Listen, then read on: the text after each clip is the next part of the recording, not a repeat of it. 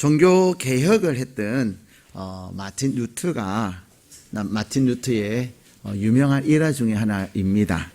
그가 종교 개혁을 단행하면서 거대한 교권과의 싸움에서 계속 밀리고 또 그들의 위협이 마틴 루터에게 계속 다가왔습니다.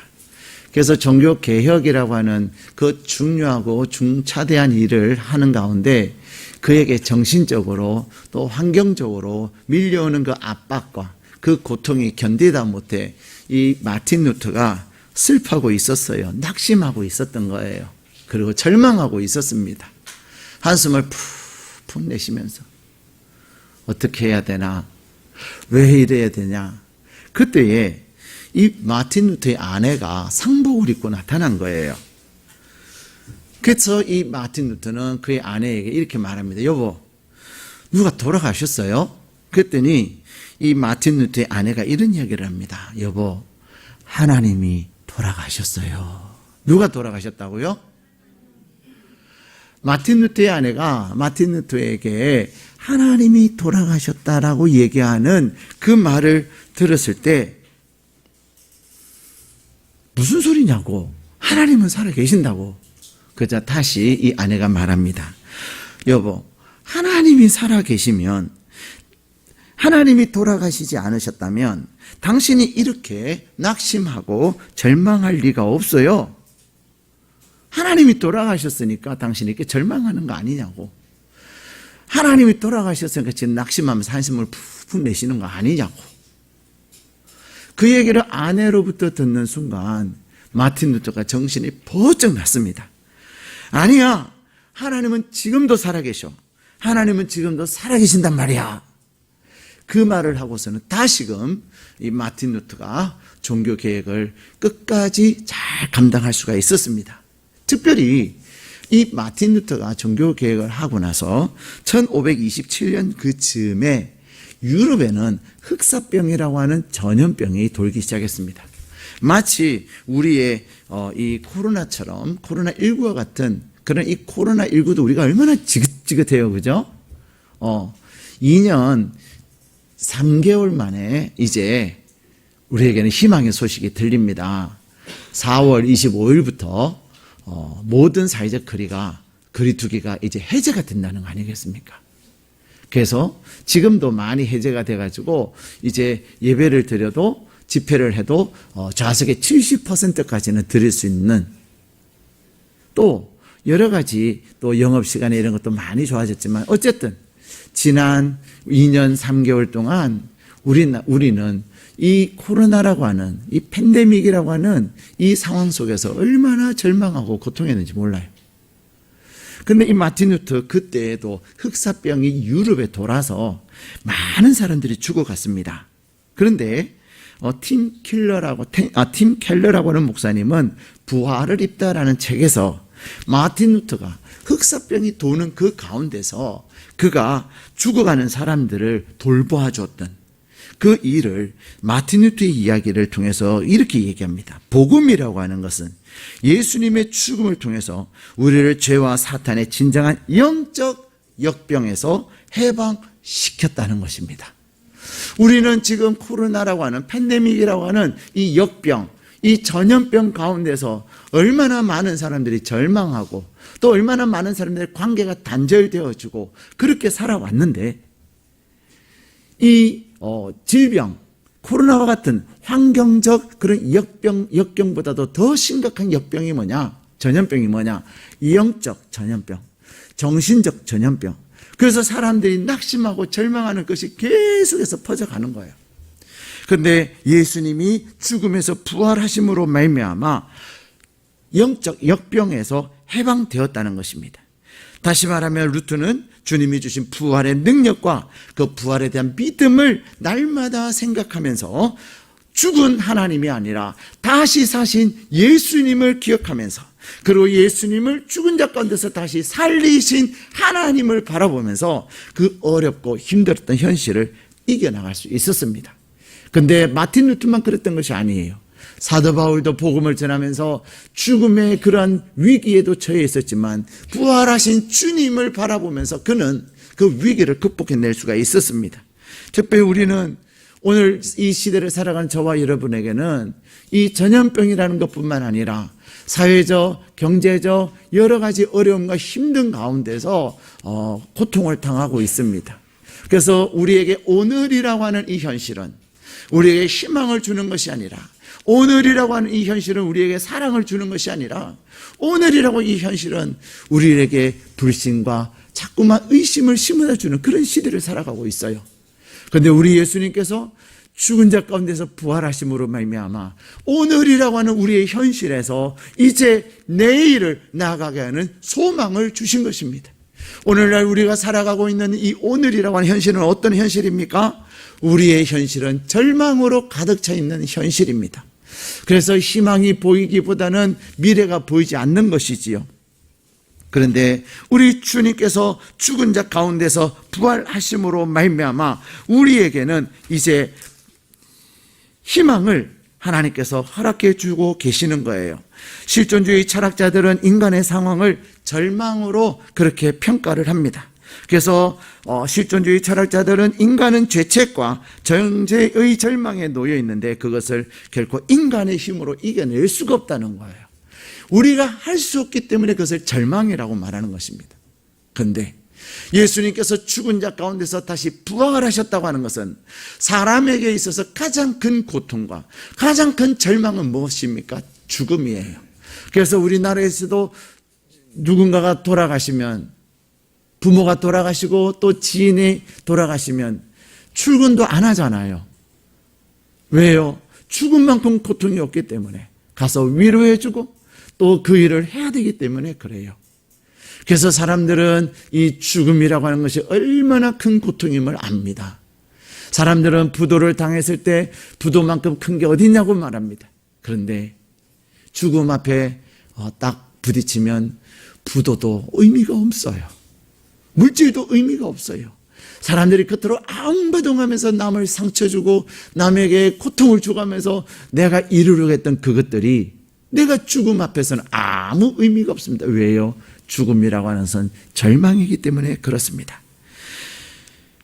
그런데 우리 예수님께서 죽은 자 가운데서 다시 부활하셔서 절망 가운데 있는 우리에게 희망을 주신 것입니다.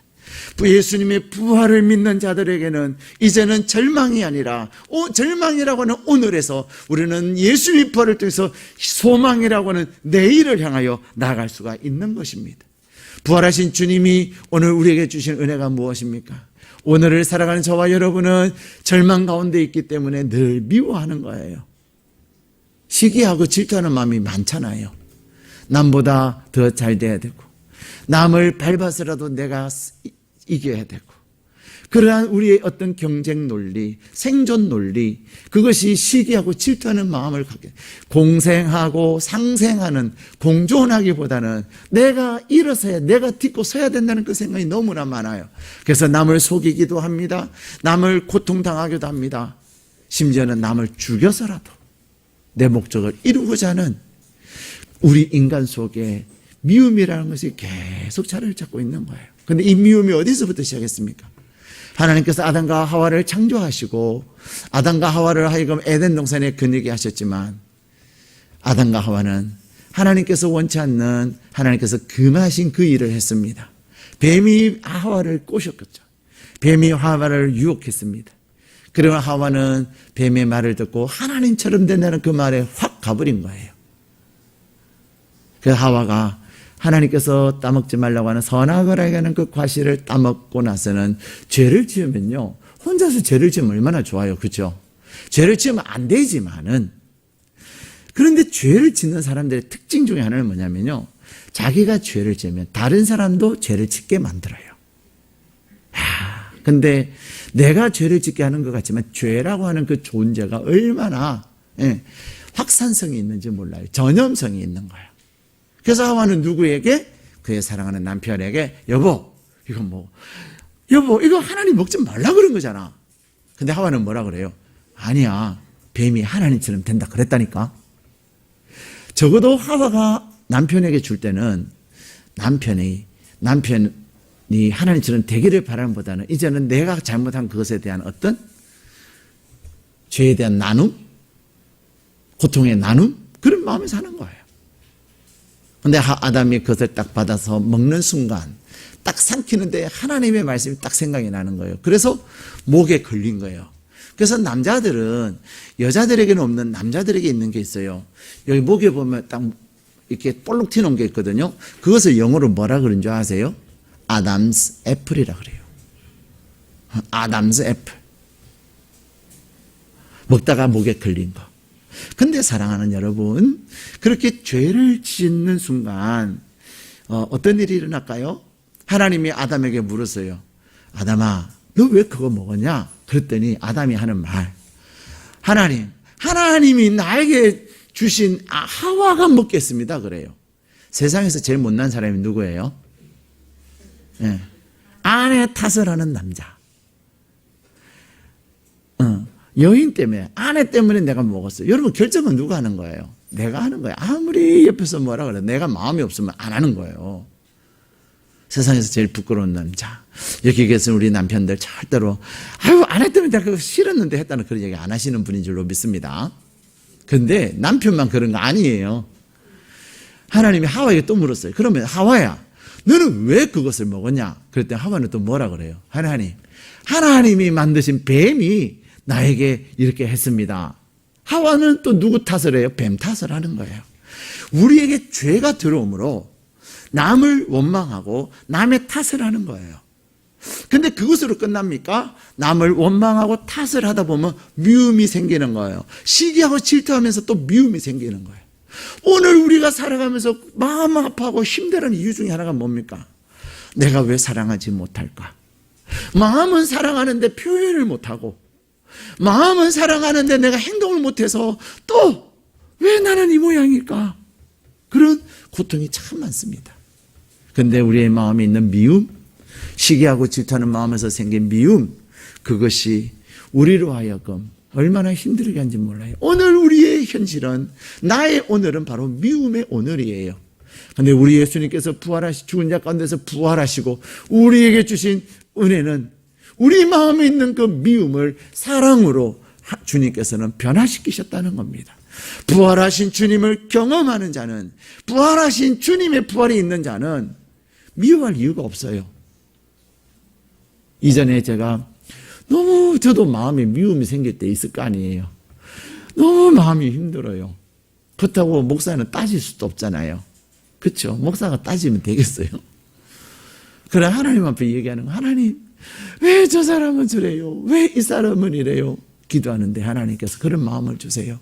그는 영적 장님이니라. 그가 장님이어서 보지 못하느니라. 여러분, 보지 못하는 사람이 어떻게 알겠어요? 그렇죠? 근데 그 마음을 가지고 하나님 앞에 기도했더니 하나님께서 그는 장님이니라. 그가 몰라서 그런 거야 말씀하시는 거예요. 하나님으로부터 위로를 받고 그 위로 가운데서 소망을 갖는 거예요. 사랑하는 여러분, 오히려 미움보다는 불쌍히 여기게 되고 사랑하게 되는 것입니다. 부활하신 주님은 예수님을 십자가에 못 박은 그들을 향하여서 하나님 벌레 주세요, 번개 천둥 쳐주세요 하지 아니하고, 하나님 저들이 하는 일을 그들이 모릅니다. 그들을 불쌍히 여겨달라고 주님은 말씀하셨어요. 예수님의 제자들은 어땠습니까? 부활하신 주님을 만난 예수님의 제자들은 예수님을 전하면서 그들을 핍박하고 그들을 박해하는 많은 사람들을 향하여 미움이 아닌 사랑으로, 그래서 심지어 스데반은 돌에 맞아 죽어가는 그 상황 속에서도 하나님 저들을 불쌍히 여겨달라고. 누군가 여러분에게 돌을 던지면 여러분 그 돌 던진 사람에게 어떻게 해요? 이씨 너 하나 던졌어, 난 2개 3개 하면 더 던지지 않습니까? 근데 부활하신 주님을 경험하는 사람들은 하나님 그를 불쌍히 여겨달라고. 그가 하는 일을 몰라서 그렇다고. 그가 미워하고 그가 그런 행동을 하는 결과가 뭔지 몰라서 그래요. 그렇게 사랑의 마음을 갖게 되는 것입니다. 요한일서 4장에는 말씀하십니다. 사랑은 하나님께 있다. 사랑은 하나님께 있다. 사랑에는 아가페의 사랑이 있고 에로스의 사랑이 있습니다. 사랑과 사랑과의 사랑이 에로스예요. 이 에로스의 사랑은요, 순전히 이기적인 사랑이에요. 자기에게 이익이 되면 좋아하고 자기에게 자기 어떤 어려움이 되고 피해가 되면 싫어하는 게 에로스의 사랑이에요. 남녀가의 사랑, 인간과의 사랑. 그런데 하나님의 사랑은 무조건적인 사랑이에요. 저와 여러분이 하나님 앞에서 얼마나 죄인입니까? 그런데 그러한 우리를 예수님께서 예수님을 이 땅에 보내셔서 우리의 죄를 사하게 하시고 다시 부활하셔서 우리에게 미움이 아니라 사랑의 내일을 위해서 살아가게 하시는 것입니다.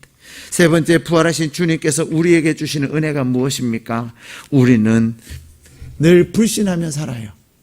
죄의 마음을 가진 사람은요, 미워하고 시기 질투할 뿐만 아니라 죄의 사람들은 또한 불신을 해요. 믿지를 않아요. 오늘날 남편들은, 아내들은 남편을 의심해요. 진짜야? 거짓말 아니야? 안 믿어요. 근데 아내들만 남편을 안 믿는 게 아니에요. 남편들도 아내를 안 믿어요. 분명히 숨겨놓은 저금통이 있을 텐데, 분명히 또 무슨 이렇게 그게 있을 텐데 안 믿어요. 근데 서로 사랑하는 여러분, 내외가 부부간이 믿지 않으면 그때부터 불행이 찾아오는 거예요. 부부는 믿어야 돼요. 근데 나 믿지 않아요. 서로가 믿지 않냐고, 나는 못 믿는다고, 진실이냐고 얘기하는 것이 결국 어디로 가죠? 자녀들에게 가는 거예요. 그래서 자녀들도 부모를 못 믿어요. 그게 가장 불행한 일이에요. 죄 때문에 그래요. 근데 부활하신 예수님을 내가 만나게 되면 불신이 아니라 믿음이에요. 더 나아가서요, 우리는 사람과의 관계에 있어도 불신하지만 하나님에 대해서도 불신앙이 참 많습니다. 우리가 성경을 읽어도 믿지 못해요. 에이, 무슨 이런 이야기가 있나. 근데 요한복음 2장 22절에 그렇게 말씀하세요. 예수님께서 죽은 자 가운데서 다시 살아나시자 제자들이 성경을 믿었더라. 제자들이 예수님이 하신 말씀을 믿었더라. 사랑하는 여러분, 예수님의 부활은 우리로 하여금 이 성경이 믿어지게 하는 겁니다. 제가 성도님들에게 또 제가 아는 분들에게 매일 말씀을 보내드려요. 처음에는 몇 분만 이렇게 하면 됐는데 지금 한 150번 정도를 해요. 처음에는 막 1, 2분이면 끝났거든요. 근데 지금은 한 10분 이상 계속 보내야 돼요. 근데 그렇게 하는 이유가 뭐예요? 어떤 분은, 목사님, 오늘 나에게 다 합당한 말씀이에요. 제가 낙심하고 있었어요. 내가 힘들었어요. 근데 이 말씀 받고 내가 오늘 용기를 냈어요. 어떤 분은 그래요. 딱 12시만 지나가면 문자가 와요. 목사님, 문자 보내주이소. 이분은 포항에 사시는 분인데 그렇게 보내요. 목사님 말씀 보내주이소. 이렇게. 그래서 제가 문자를 보낼 순서가 있어요. 제일 먼저 누구에게 보낼까요? 그렇죠. 우리 일회충신 성도 가족들에게 먼저 보내요. 일회충신 성도님들에게 보내고, 그 다음에 문자 보내달라고 하는 분 보내고, 그리고 또 은혜 받았어요, 오늘 나에게, 그러면서 기다리는 분들에게 보내고, 어떤 분은 보내도 며칠이 지나도 열어보지 않는 분. 그래서 저는 계속 보내드려요. 근데 어느 날 열어보셨어요. 예.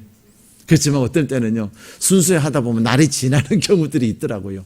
중요한 것은 이 하나님의 말씀이 능력입니다. 여러분이 이 말씀을 믿고 여러분이 매일 나에게 주시는 말씀대로 기도하면서 살면 말씀대로 되어지는 거예요. 사랑하는 여러분, 하나님은 우리에게 말씀해, 너희가 지혜가 부족하느냐, 후히 주시고 꾸짖지 아니하시는 하나님께 구하라. 그러면 주시리라. 여러분이 살아가면서 지혜가 모자랄 때가 얼마나 많아요. 어떻게 해야 될지 모를 때가 얼마나 많아요. 그때 하나님께 기도해 보세요. 하나님, 내가 어떻게 하면 되겠습니까? 제가 아까도 말씀드린 것처럼 제 마음에 미움이 있었는데 용서가 안 됐는데, 하나님, 도대체 어떻게 그 인간이 그럴 수가 있어요? 그때는 하나님께서 그는 영적 장님이니라, 그 한마디의 말씀에 마음이 확 다 녹아난 거예요. 오히려 괘씸한 게 아니고 불쌍한 거예요. 사랑하는 여러분, 기도할 때, 근데 무엇으로 기도합니까? 말씀이 믿어져야 말씀 가지고 기도하는 겁니다. 하나님은 빌립보서 4장 13절에 내게 능력 주시는 자에서 내가 모든 것을 할 수 있다고 그랬어요. 능력은 누가 주시는 거예요? 하나님이 주시는 거예요. 여러분이 여러분의 일을 하면서, 공부를 하면서, 사업을 하면서 얼마나 내가 왜 이게 부족하지 할 때가 얼마나 많아요. 그때 빌립보서 4장 13절 말씀 가지고 내게 능력 주시는 하나님 안에서 내가 모든 것을 할 수 있느니라. 내게 능력 주시는 예수님 안에서 내가 할 수 있느니라. 하나님 내가 할 수 있음을 믿습니다. 그렇게 고백하는데 진짜 하나님께서 할 수 있는 은혜를 주시는 거예요. 우리에게 지혜를 주실 때도 있고 심지어는 때로는 돕는 사람을 보내주셔서 우리에게 그것을 하게 하시는 거예요. 때로는 또 하나님은 말씀하십니다. 너희의 그 풍성한 대로, 주님의 그 풍성한 대로 너희의 모든 쓸 것을 너희에게 주시리라. 빌립보서 4장 19절 말씀을 가지고 약속하셨어요. 우리는 살아가면서 물질이 재정이 부족할 때가 있어요. 이번에는 이렇게 결제해야 되는데 또 이번에는 이것을 막아야 되는데 그때 걱정하고 고민하면 뭐합니까? 하나님, 내가 4월 30일까지 이거 해야 되는데요. 내가 돈이 부족해요. 하나님, 나에게는 돈 나올 곳이 없어요. 그러나 하나님 풍성하게 쓸 것을 채워주신다 하지 않으셨습니까? 저는 기업 예배 가서 성도님에게 그런 얘기를 해요. 어떤 분은 목사님 요즘 수입이 너무 줄어요. 코로나 때문에 그렇죠. 그러나 하나님 앞에 기도해 보세요. 하나님이 분명히 주십니다. 그래서 약속을 했어요. 그 목표를 이루시면 꼭 밥 사주세요. 제가 그랬어요. 왜? 저는 믿기 때문에. 저는 하나님께서 분명히 그분이 원하는 것에 넘치도록 주실 것을 믿기 때문에 말하는 겁니다. 그것뿐이 아닙니다. 하나님은 이 성경 말씀을 통해서 나는 치료하는 여호와니라. 치유의 광선을 발하셔서 외양간에서 나온 송아지가 뛰어다니듯이 새 힘을 더해 주실 것을 약속하고 계세요. 예수님이 채찍에 맞음으로 우리는 나음을 입었다고, 너희는 나음을 입었다고 하나님은 말씀하십니다. 우리가 육신이 힘들 때가 있습니다. 몸이 아플 때가 있어요. 그때 하나님 앞에 기도하는 것입니다. 예수님이 나를 위해서 채찍에 맞으셔서 나를 낫게 하신다고 하지 않으셨습니까? 2주 전 목요일날 밤이었어요. 목요 기도회 때 몸이 제가 너무 힘들었어요. 마음이 힘들고 몸도 힘들어요. 근데 하나님 예배하는 가운데, 예배하고 기도하는 가운데 제 몸을 새롭게 주셨어요. 얼마나 가볍게 집으로 돌아갈 수 있었는지 몰라요. 하나님은 예배 가운데도 치유하시고 여러분이 하나님 앞에 여러분의 육신의 연약함을 가지고 치료하신다고 하셨어요. 나았다고 하셨어요. 하나님 나에게도 말씀대로 되게 해주세요. 기도할 때 이제는 그 말씀이 믿어지는 거예요. 사랑하는 여러분, 왜 우리는 믿어집니까? 예수님이 죽은 자 가운데서 살아나셨기 때문에. 여러분, 죽었다가 살아나는 게 쉬워요? 암이 낫는 게 쉬워요? 죽은 데서 살아나는 게 쉬워요? 백혈병이 치료되는 게 쉬워요? 그렇습니다. 우리 하나님은 치료하시는 하나님이세요. 세계에서 가장 탁월하신 명의가 누구냐면 하나님이세요. 근데 그 말씀을 내가 믿고, 근데 믿어지는 거예요. 사랑하는 여러분, 우리의 오늘은 절망이요, 우리의 오늘은 미움과 시기와 질투요, 우리의 오늘은 불신과 의심과 불신앙의 오늘을 살아가지만 오늘 부활하신 주님 앞에 나온 저와 여러분에게 부활하신 주님을 통하여서 우리의 오늘은 절망이지만 예수님을 통하여 우리의 내일은 희망인 줄로 믿습니다. 우리의 오늘은 미움과 시기와 질투지만 예수님의 부활을 통해서 우리의 내일은 사랑인 줄로 믿습니다. 우리의 오늘은 불신과 의심과 불신앙이지만 우리의 예수님의 부활을 통해서 우리의 내일은 믿음과 확신과 신뢰인 줄 믿습니다. 그러므로 오늘을 힘든 오늘을 살아가는 저와 여러분이 부활하신 주님을 만남으로 주님 안에서 희망의, 소망의, 사랑의 내일을 살아가는 저와 여러분이 되시기를 주님의 이름으로 축복합니다.